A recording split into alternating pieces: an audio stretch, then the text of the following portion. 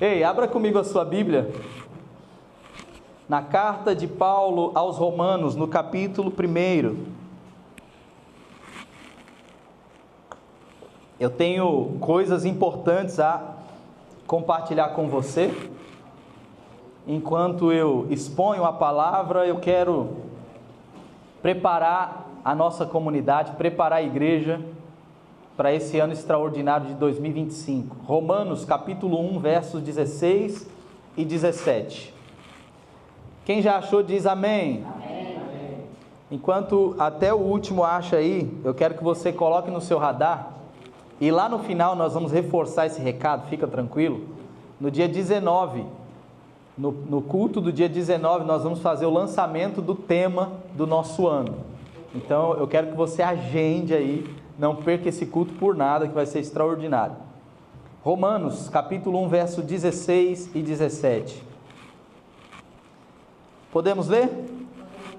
Diz assim o texto: pois não me envergonho do evangelho, porque é o poder de Deus para a salvação de todo aquele que crê, primeiro do judeu e também do grego, porque a justiça de Deus se revela no evangelho, de fé em fé, como está escrito: o justo viverá por fé. Pai, nós te rendemos graça mais uma vez. É tão bom poder estar diante da igreja com o privilégio e a responsabilidade de compartilhar a tua palavra.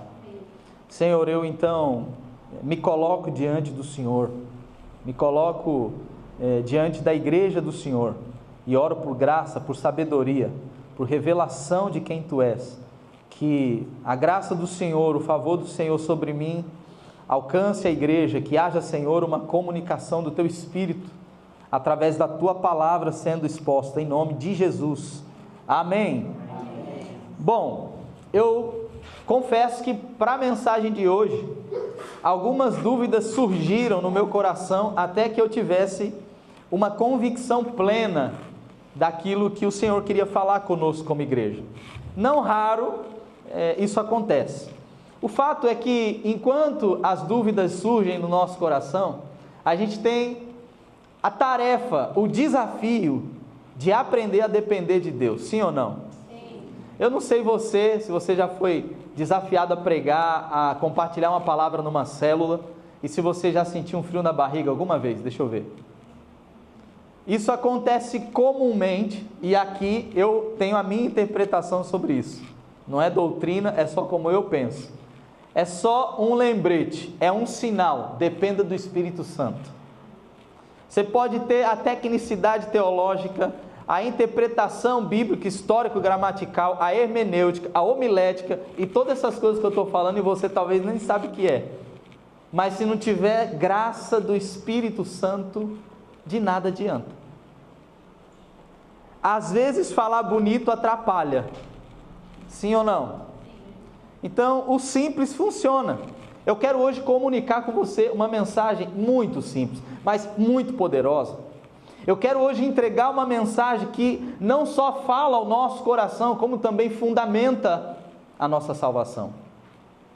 A mensagem que eu tenho para entregar é uma mensagem mais que prática, ainda que seja, é profundamente teológica.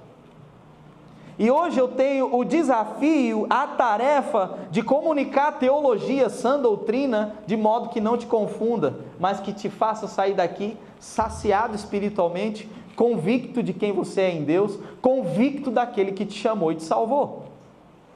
Quando nós estudamos Romanos, você percebe que Romanos é dividido basicamente em duas partes. Do capítulo 1 ao capítulo 11, a carta de Paulo aos Romanos trata basicamente de doutrina. O apóstolo Paulo fundamenta a justificação pela fé de uma forma sistemática, didática, coerente, que leva esses crentes de Roma a perceber: epa, não foi por obras. E no segundo momento, na segunda parte da carta de Romanos, quando a gente olha do capítulo 12 ao capítulo 16, você vê recomendações práticas de um apóstolo para um povo que ele ama, só que ao que parece, ao que tudo indica, ele nunca tinha ido presencialmente conhecer. Imagina você escrever uma carta doutrinária, instrutiva, recomendativa a um povo que você nunca viu. Imagina você, diante desse texto, recebendo essas palavras, sem ao menos a pessoa que escreveu nunca ter aparecido na sua frente. É tão interessante entender a autoridade das Escrituras de um ponto de vista bíblico-teológico, porque necessariamente quem escreveu não importa, quem pregou não importa. É como que uma mensagem divina dizendo o seguinte: mais do que aquele que escreve, é a própria mensagem. E se nós então, com esse coração humilde, olharmos e ouvirmos o que Paulo está falando, não tem como a gente não trazer à tona o texto de Abacuque, no capítulo número 2, verso 4.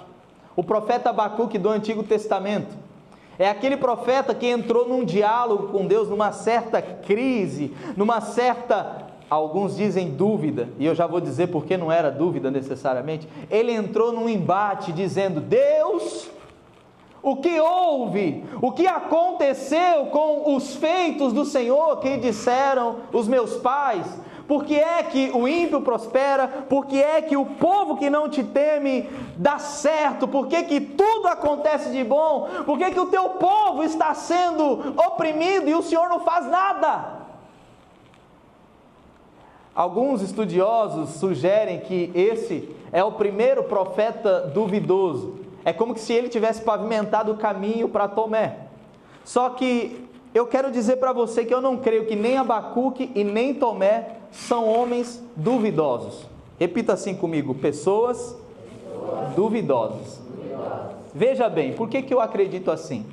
Primeiro porque Abacuque, em toda a sua carta, ou na escrita, se você for olhar lá no livro, não é carta, no livro de Abacuque, você vai perceber que depois de toda a suposta dúvida, depois de todo o suposto a intimidação diante de Deus, ele se curva ou se dobra em reverência no argumento.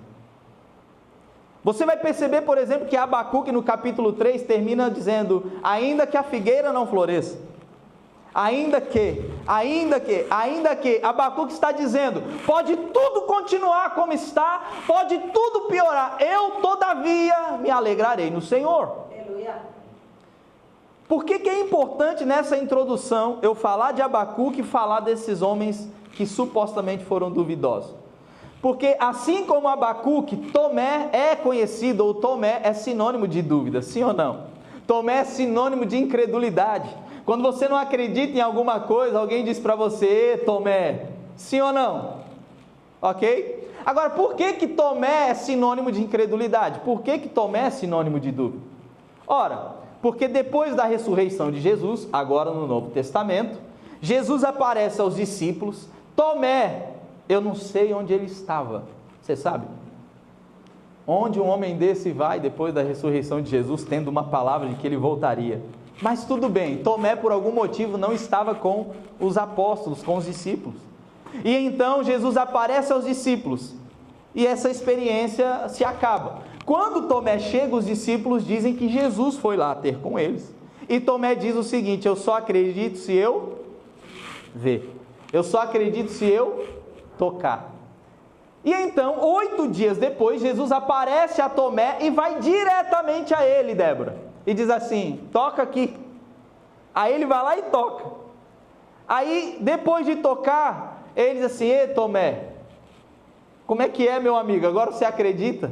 Porque Tomé, depois de tocar, disse assim: agora eu creio. É fato que Jesus chamou a atenção de Tomé, sim ou não? Mas por que eu acredito que a dúvida de Tomé era uma dúvida sadia e Tomé não era uma pessoa duvidosa? Porque logo depois de Jesus aparecer, ele se quebranta e fala: Senhor meu, agora eu acredito. Quem é uma pessoa duvidosa? É uma pessoa que nenhuma resposta serve. Abacuque não se encaixa, Tomé também não. Então o que eles tinham em comum? Eles gostariam de ter a sua experiência. Fala assim: eu quero ter a minha experiência. Mais do que fundamentar a minha vida com Deus no que o pastor conta, no que o meu irmão diz, no que a fulana, eu quero a minha experiência. E falar de Romanos sem citar Abacuque e Tomé seria no mínimo desonesto da parte desse pregador, porque todo o desenvolvimento dessa estrofe que nós acabamos de ler é fundamentado na raiz do dito de Abacuque. Paulo desenvolve a carta de Romanos, a justificação pela fé, porque Paulo era um homem que lia o Antigo Testamento. Quando Paulo lê o Antigo Testamento e enxerga em Abacuque capítulo 2, verso 4, o justo viverá pela sua fé, ele vê um prenúncio daquilo que Jesus faria antes de Jesus ter vindo. Paulo desenvolve Romanos depois de Cristo, só que ele lê um texto que foi escrito antes de Cristo. Ele agora complementa, ele agora integraliza a mensagem do profeta Abacuque quando diz: o justo viverá pela fé. Abacuque sinaliza aquilo que hoje nós chamamos de evangelho. E é tão interessante ainda na introdução, porque eu preciso dar um bom fundamento para aquilo que nós vamos ministrar hoje. Você vai perceber que é progressiva essa compreensão. Quando Paulo escreve Romanos, é a partir da compreensão de Abacuque capítulo 2, verso 4. É como se Paulo estivesse dizendo o seguinte: Abacuque teve uma medida de revelação, ele não viu o Cristo. Eu agora preciso informar esses cristãos de Roma a completude daquilo que o profeta Abacuque trouxe para nós. E essa progressão, ela demonstra basicamente aquilo que eu gosto de chamar de duas segmentações. A primeira segmentação é quando a iniciativa de Deus é demonstrada ao ser humano. Onde está isso? Você vai ver: aquele que pela fé é justificado. Foi exatamente isso que Abacuque escreveu no original hebraico. O justo viverá pela fé é uma tradução para deixar mais fácil o entendimento em português. Mas o que de fato ou literalmente estava escrito era: aquele que pela fé é justificado. Isso é uma segmentação. Isso é um estilo, é uma linha de pensamento que demonstra o movimento de Deus em relação ao homem. Isso é um apontamento profético que demonstra e fala da segunda segmentação, que é o viverá. Então, aquele que pela fé é justificado é uma espécie de segmento, é um tipo de linha de raciocínio que demonstra que Deus tem o ponto de partida e a iniciativa para com o homem. Amém? E a segunda segmentação é o viverá, que fala necessariamente da resposta que o ser humano pode dar ao movimento de Deus. Quantos estão comigo até aqui? Então, nessa introdução, o que a gente precisa saber na prática? Que o pensamento do apóstolo Paulo é uma progressão do entendimento de Abacuque. Você pode dizer amém por isso? Amém. Nesse primeiro momento, a gente precisa entender que o que Paulo está escrevendo é, na verdade, a formalização de uma das doutrinas mais importantes da Bíblia Sagrada. Qual é? A justificação pela fé. O meu trabalho hoje é desenvolver de modo que você se aposse dessa justificação, de modo que eu e você não venhamos nos apoiar nas nossas obras, mas naquilo que Cristo fez por mim e por você, pela igreja. Amém?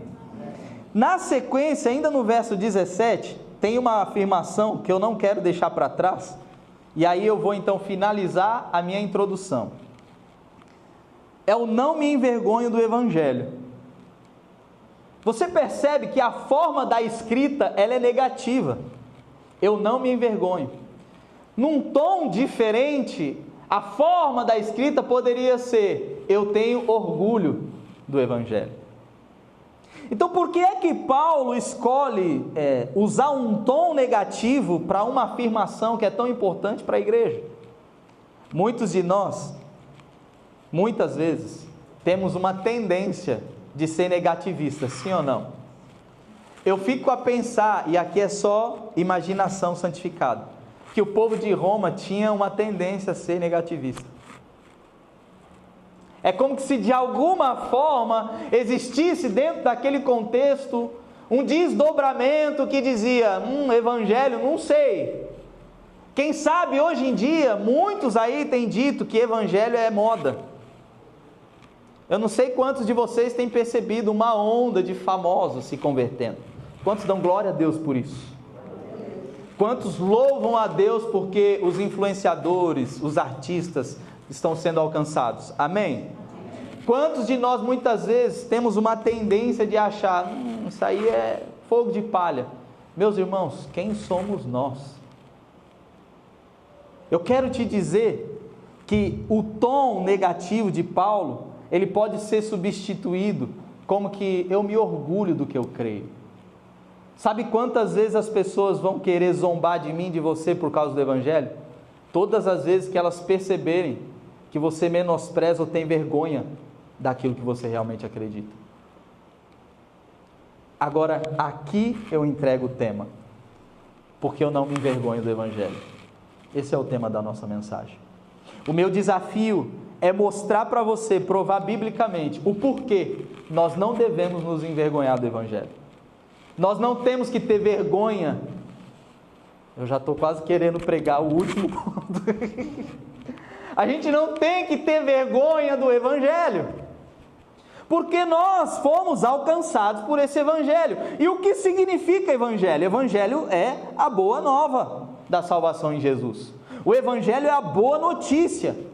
Eu vou falar, é mais do que um plano salvífico. O Evangelho é um relacionamento com aquele que veio morrer por mim e por você. O Evangelho é uma experiência. O Evangelho não é só uma notícia, o Evangelho não é só um tipo de doutrina, o Evangelho é uma experiência. O Evangelho, ele envolve pessoas, é a ação redentora de Deus em relação à humanidade. É como se Deus estivesse materializando a fala que ele usou Abacuque para dizer, apontando, o justo viverá pela fé. Pela fé. Jesus é mais que um mensageiro do Evangelho. Ele é a personificação do Evangelho. Jesus é mais que alguém que veio com uma mensagem. É mais que um evento histórico. Ele é quem é. A partir desse entendimento, nós vamos aprender o porquê não devemos nos envergonhar do Evangelho. E de propósito, eu estou deixando aquele que seria o primeiro argumento para o fim. Tudo bem? Eu vou começar no verso 17 e depois eu volto para o verso 16. Ok? Verso 17. Por que não devemos nos envergonhar do Evangelho? Primeiro, porque o Evangelho revela a justiça de Deus em relação a nós. Olha o que está aí no verso. Porque o justo viverá pela fé, porque a justiça de Deus se revela no Evangelho, de fé em fé. Então veja, se é por fé, logo não é por obras. Então nós não devemos nos envergonhar do Evangelho, porque é o Evangelho que revela a justiça de Deus. Agora, olha que interessante, essa palavra justiça ou justo, que vai nesse texto, ela é uma palavra de origem forense. O pessoal do meio jurídico daquela época que utilizava essa palavra, você agora está justo. O que significa na prática essa palavra? Alguém que está quite perante um juiz. Agora, imagina você e eu diante do justo juiz, o Criador. Como é que nós ficaríamos quites diante de Deus? Com obras, uma vez que nós nascemos em pecado. Quantos entendem isso? Então nós não devemos nos envergonhar do Evangelho, porque é o Evangelho que revela a justiça de Deus em relação a nós. É o Evangelho que me justifica e te justifica. É o Evangelho que diz assim para mim e para você: está quite, você não deve nada. É a boa notícia que veio por intermédio da vida, da morte e da ressurreição de Jesus, que afirma: crendo em mim, está zerado. Crendo em mim, você é justo. É como se nós e Deus agora pudéssemos nos relacionar sem titubear, porque não tem dívida. Alguém aqui já se relacionou com alguém que você deve? Alguma coisa, que seja dinheiro, a favor, alguma coisa assim? Se a pessoa não é amigo, maduro, sabe, coerente, não dá um certo constrangimento? Sabe, se relacionar com alguém que você deve alguma coisa? Não é assim conosco e Deus. Não tem constrangimento, porque essa relação foi entronizada, foi justificada. O Evangelho nos mostra que nós somos justificados. É o Evangelho que demonstra isso. Agora, nós não podemos confiar na nossa própria justiça. Nós não podemos não só confiar nas nossas obras, nós não podemos confiar na nossa própria justiça. A nossa tendência pela justiça, ela é legítima, sim ou não? Ok? Nós fomos chamados para obras e atos de justiça. Então, não tem nenhum problema. Eu não quero e não vou atacar a justiça em si. Ainda que eu gostaria de em algum momento falar da justiça abstrata e da justiça concreta. Vai ficar para uma outra mensagem. E eu digo isso só para parecer que eu sei alguma coisa. E quebrar o gelo. Então, não é necessariamente confiar só nas nossas obras e nem muito menos confiar na nossa própria justiça. Porque quando nós tendemos a confiar na nossa justiça, nós nos assemelhamos a esse tipo de gente aqui, ó. Vou ler um texto para você. Lucas, Evangelho de Lucas 18, versos 9 a 14, diz assim, ó: para algumas pessoas que confiavam em sua própria justiça, pessoas que e menosprezavam os outros, Jesus contou ainda essa parábola. 2 homens subiram ao templo para orar. Um era fariseu e o outro publicano. O fariseu, em pé, orava em seu íntimo: Deus, eu te agradeço, porque não sou como um dos outros homens, roubadores, corruptos, adúlteros, nem mesmo como este cobrador de impostos aí do lado. Olha o fariseu falando: jejuo 2 vezes por semana e dou o dízimo de tudo que eu ganho. Entretanto, o publicano que ficou à distância, ele dizia, sem sequer olhar para o céu, mas batendo no peito confessava: ó Deus, sê benevolente para comigo, pois eu sou pecador.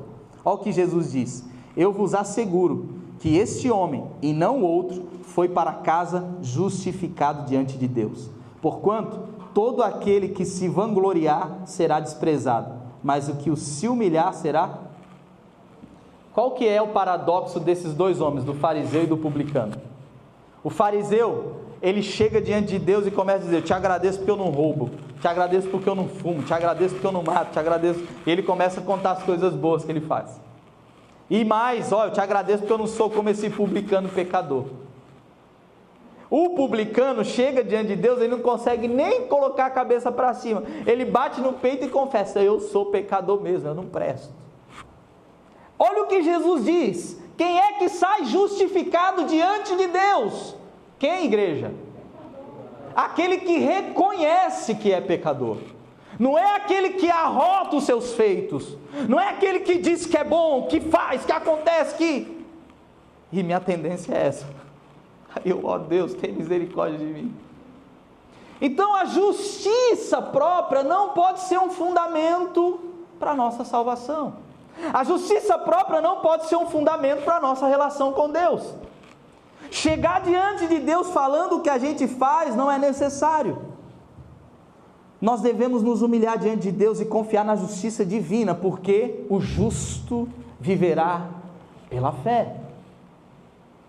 É tão interessante que, ainda corroborando com o fato de o Evangelho demonstrar a justiça de Deus em relação a nós, Romanos 3, 23 e 24 diz assim: porque todos pecaram e destituídos estão da glória de Deus, sendo justificados gratuitamente por sua graça, mediante a redenção que há em Cristo. Justificado o quê? Gratuitamente, pela graça. Olha o que diz ainda Romanos 5:1: portanto, havendo sido justificados pela fé, temos paz com Deus, por meio do nosso Senhor Jesus. Nós somos justificados pela fé. Não são nossas obras, não é a justiça própria, é a fé em Jesus Cristo.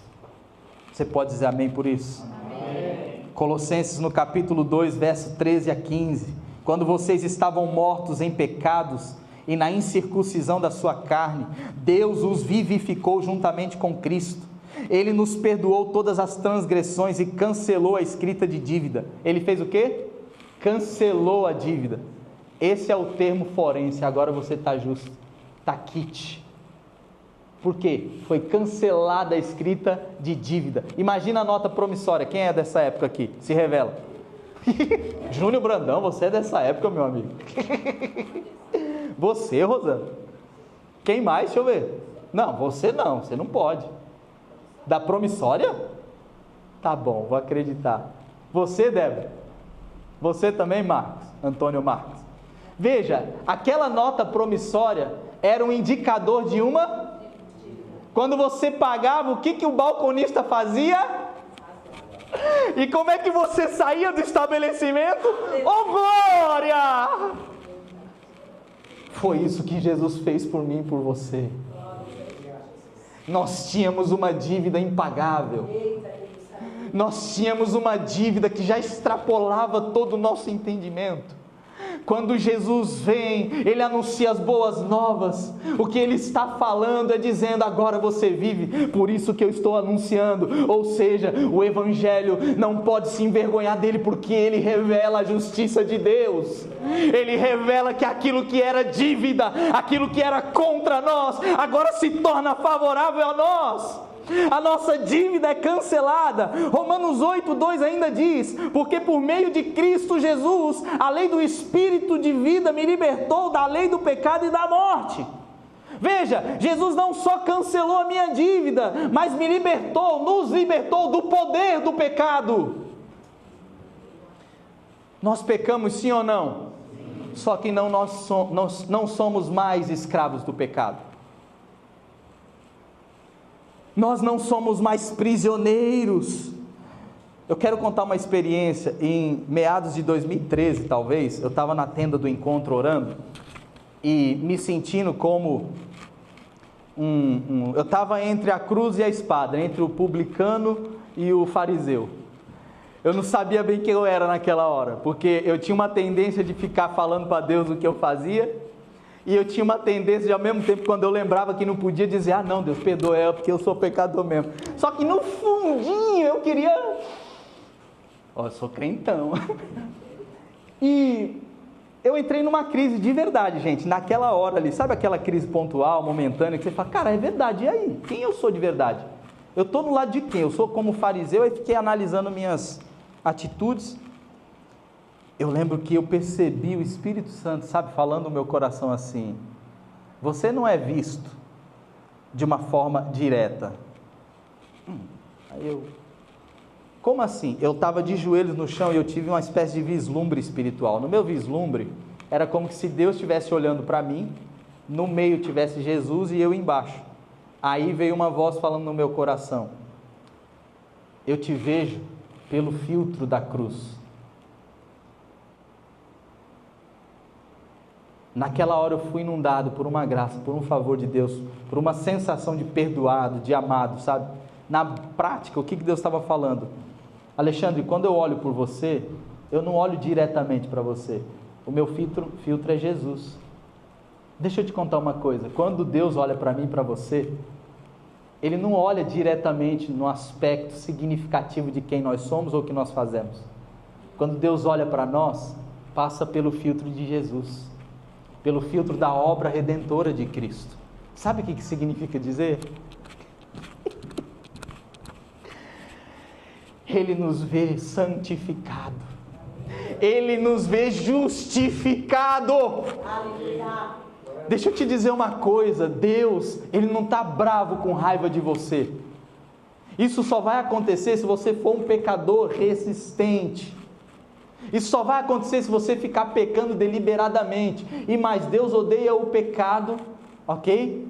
E Deus faz de tudo para atrair o pecador para si, ok? Então pare de ficar com essa sensação de que Deus te odeia. Pare de ficar com aquela sensação, porque você deu uma escorregadinha assim, parece que agora... Não. Deus te olha pelo filtro de Jesus. Ele te vê justificado. Essa é uma mensagem de graça. Essa é uma mensagem que diz assim, nós não fomos salvos pelas nossas obras e nem pela nossa justiça própria. Nós somos salvos e aceitos porque a nossa dívida que era desfavorável a nós, agora ela já não existe. Deus, quando me olha, Ele me olha justo.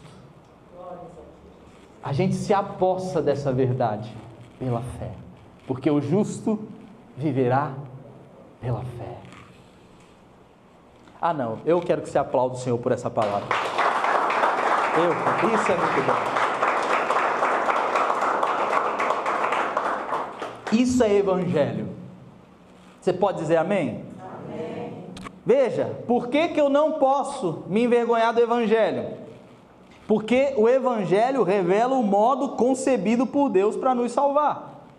Então, primeiro, eu não me envergonho do evangelho, porque o evangelho revela a justiça de Deus em relação a nós, ok? Segundo motivo pelo qual a gente não deve se envergonhar do evangelho, porque o evangelho revela o modo concebido por Deus para nos salvar.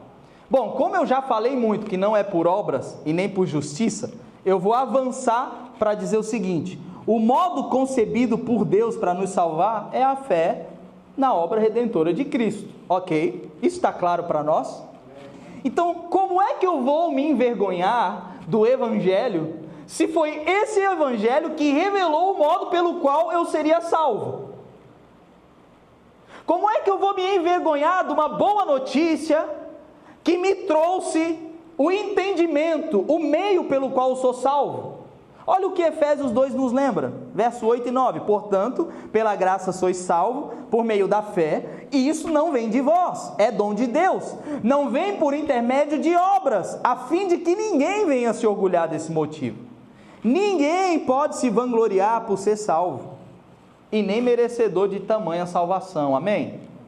Nenhum de nós.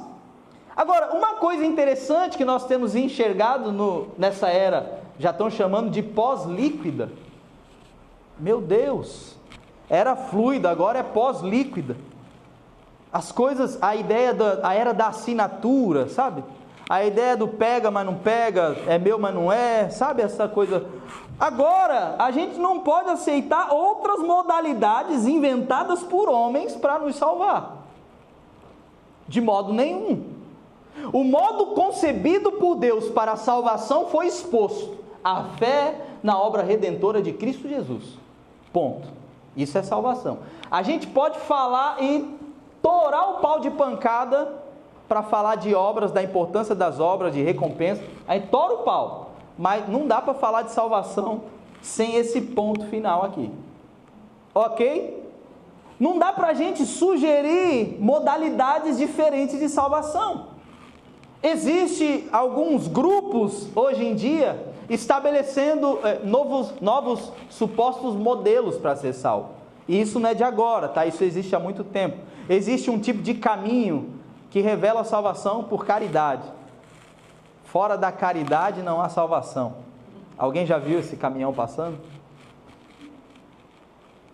Existem outros modelos que supostamente querem criar. Olha o que está escrito em Gálatas, no capítulo 1, do 6 ao 10. Paulo falando agora aos Gálatas. E é importante saber, o que Paulo está enviando de mensagem para os Gálatas está associado com o mesmo contexto de Roma.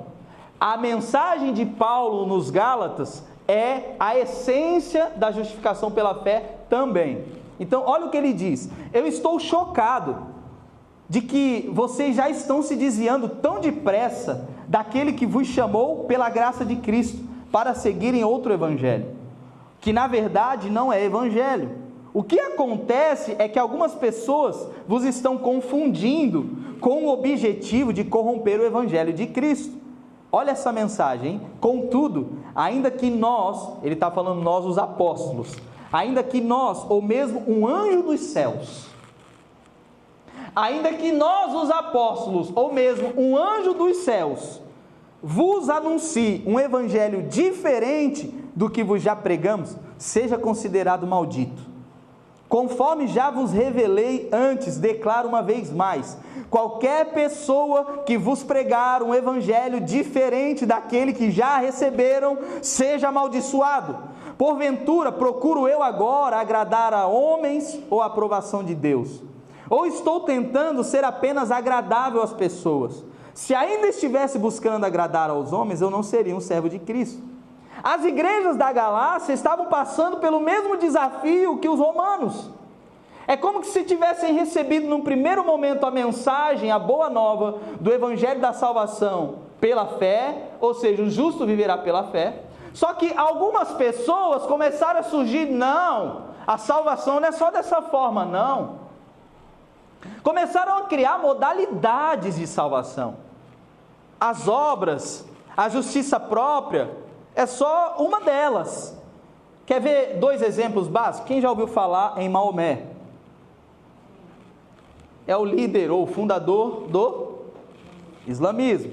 Quem já ouviu falar de Joseph Smith? Fundador dos Mormons. O que esses homens têm em comum? Algumas coisas. Por exemplo, são considerados uma espécie de profetas numa escala divina pelos seus seguidores.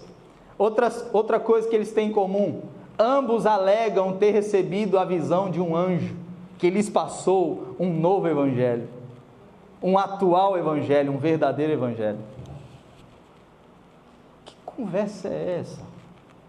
Se você começa a estudar tudo aquilo que esses homens propagaram, você vê as disparidades das mensagens. E o que Paulo está alegando é o seguinte: eu estou embasbacado, eu estou inconformado, porque vocês já estão se deixando levar por um outro evangelho que na verdade não é evangelho. Paulo está dizendo: ainda que um anjo apareça. A pergunta que fica: mas pastor Alexandre, e agora? E se um anjo aparecer, como é que eu vou saber? Deixa eu te contar uma coisa. Você não pode esquecer o que está escrito em 2 Coríntios 11:14. O próprio Satanás se transfigura em anjo de luz. Isso é importante eu e você sabermos. E mais, é importante eu e você sabermos que a Bíblia não nos deixa no escuro. Como é que a gente vai discernir se uma revelação espiritual, se uma aparição espiritual é de Deus ou do diabo? Se a Bíblia não nos desse norte, a gente ia ver uma bagunça maior do que aquela que já existe. A pergunta é: pastor, como é que eu sei se o anjo que me apareceu é de Deus ou do diabo? Pergunta: como, pastor? Você sempre deve estar com a Bíblia aberta. Quando você lê, por exemplo, primeira carta de João, no capítulo 4, versos 2 e 3, diz assim: deste modo, podereis reconhecer o Espírito de Deus. Olha, ele vai falar do modo. Todo espírito que confessa que Jesus Cristo veio em carne é de Deus. Todo espírito que confessa que Jesus Cristo veio em carne é de Deus. Agora, olha o que a Bíblia diz: mas todo espírito que não confessa que Jesus veio em carne não provém de Deus. Ao contrário, este é o espírito do anticristo, a respeito do qual tendes ouvido pelo que havia de vir e presente já está no mundo. Como é que nós vamos saber se uma aparição de um anjo ou uma aparição espiritual é de Deus ou não? Perguntando. Primeiro, sem se amedrontar com a aparição. Você vem da parte de quem?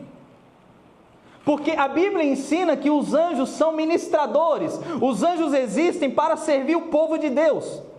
Agora, é importante saber que os demônios são anjos caídos. Eles transitam no céu, no sentido região celestial e terra.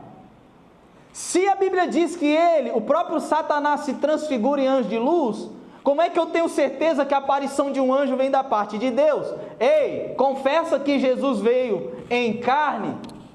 Esse ser divino precisa confessar, precisa verbalizar, precisa reconhecer que Jesus veio em carne. Se ele começar a ficar resistente, se ele começar a mudar o assunto, você fala: arreda de mim, Satanás, em o nome de Jesus Cristo de Nazaré. Quantos estão entendendo isso? Porque as novas supostas modalidades de evangelho, elas não estão surgindo por homens eloquentes, inteligentes, e bonitos, ainda que esses sejam usados. Esse suposto novo evangelho é precedido, anunciado por revelações, por aparições de anjos. Então eu quero que você tenha a biblicidade, a coragem, a ousadia para reconhecer que fora de Jesus Cristo de Nazaré não há salvação. Jesus disse em João 14,6: eu sou o caminho, eu sou a verdade, eu sou a vida, ninguém vem ao Pai senão por mim. Ainda que apareça outros querendo dizer que um suposto evangelho mais completo, mais maduro, esse aí está ultrapassado, você vai falar que não. Então, por que eu não posso, por que a gente não pode se envergonhar do evangelho? Primeiro, porque ele revela a justiça de Deus.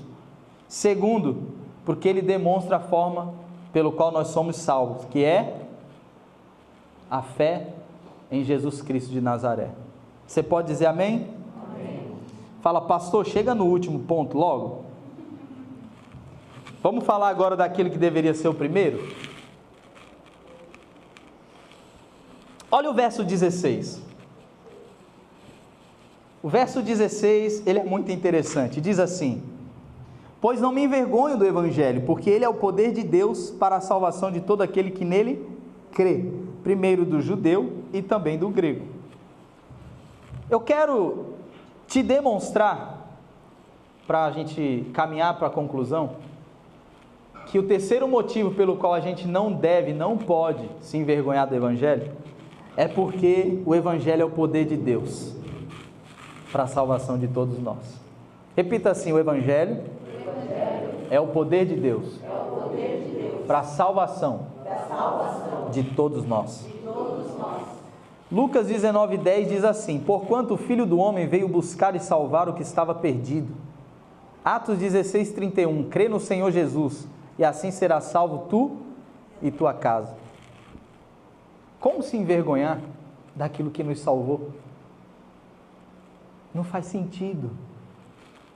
A não ser que, posso começar a pregar? Até então eu expus, ensinei, agora eu vou pregar. Cara, não faz sentido. A não ser que você não tenha sido salvo. A não ser que você ainda não tenha desfrutado dessa experiência.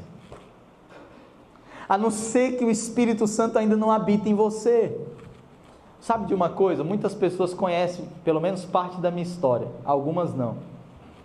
É tão interessante que quando eu me converti de verdade, ali em meados de 2008, final de 2007 para início de 2008, eu, além de ser arrogante, orgulhoso, além de ser traficantezinho que achava que era alguma coisa, além de ser um ladrãozinho que achava que era alguma coisa, além de ser tudo aquilo que vocês quiserem colocar aí, eu era um cara que enganava bem. Então eu me envolvi com a criminalidade, eu me envolvi com as drogas, eu me envolvi com tudo aquilo que não era bom para mim. A prostituição foi no meio, estava tudo lá. Agora, quando eu passei a ter um contato com o Evangelho de Jesus, eu lembro que um dia eu fui na casa da mãe biológica do Andrews, ali em meados de 2007 para 2008, e tinha lá uma tia dele endemoniada. E eu lembro que o demônio na boca dela dizia assim: você vai buscar aquele lá de cima, senão você vai morrer cedo. Desse jeito. Só que ele não falou com essa voz bonitinha. Ele falou: você...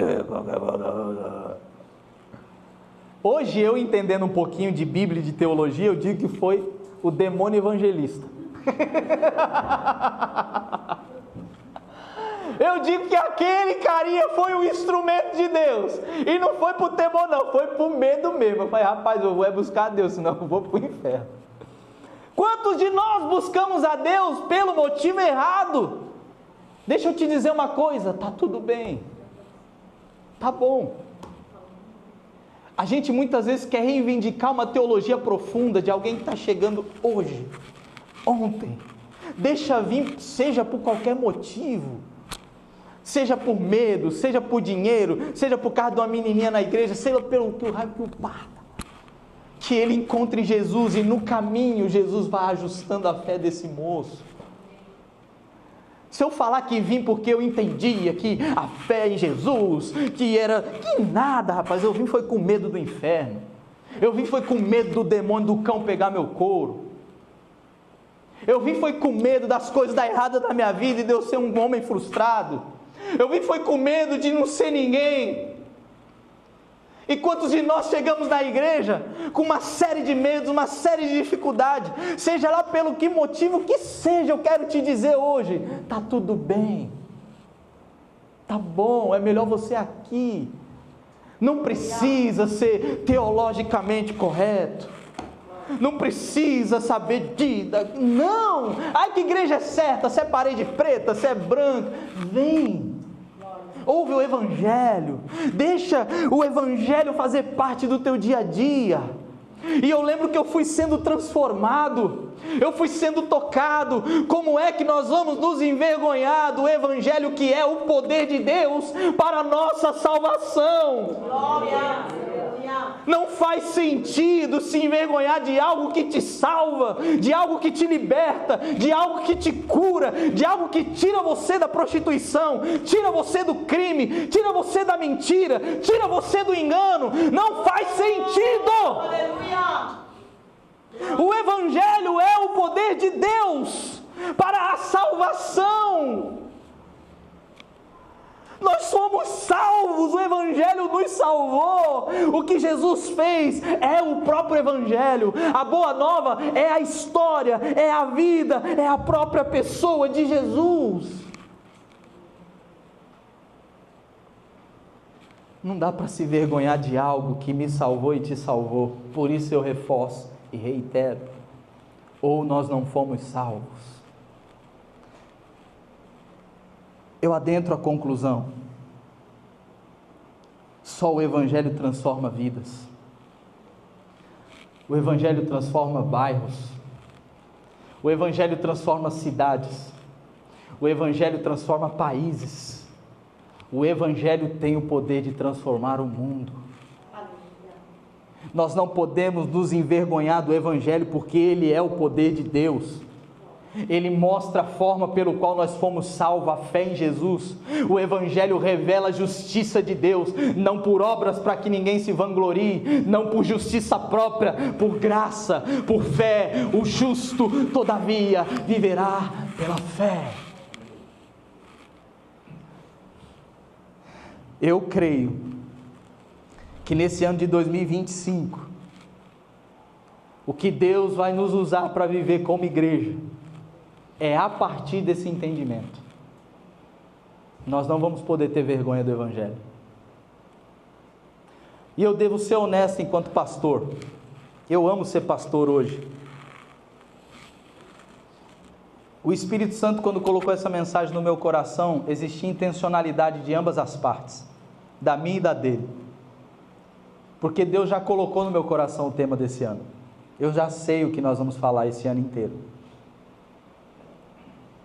E eu já sei também que se você ainda se envergonha do Evangelho, muito dificilmente você vai conseguir viver o que Deus tem proposto para nós.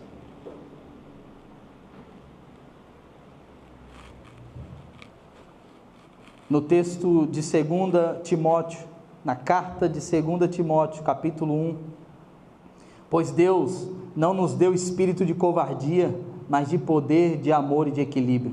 Portanto, não se envergonhe de testemunhar do Senhor, nem de mim, que sou prisioneiro dele, mas suporte comigo o sofrimento pelo Evangelho, segundo o poder de Deus.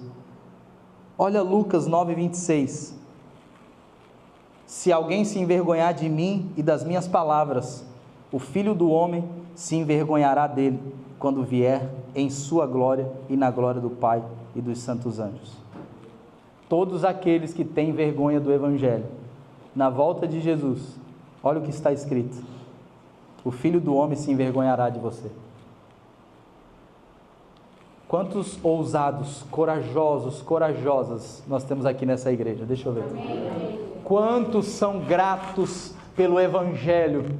Quantos vão dizer: pastor, eu estou entendendo, eu não vou me envergonhar do Evangelho. Por que eu não vou me envergonhar? Porque é o Evangelho que revela a justiça de Deus. É o Evangelho que demonstra o modo concebido por Deus para me salvar, a fé em Jesus. E o Evangelho é o poder de Deus para a salvação. Como se envergonhar de algo tão poderoso que transforma a minha vida e a sua? Feche os teus olhos nessa hora.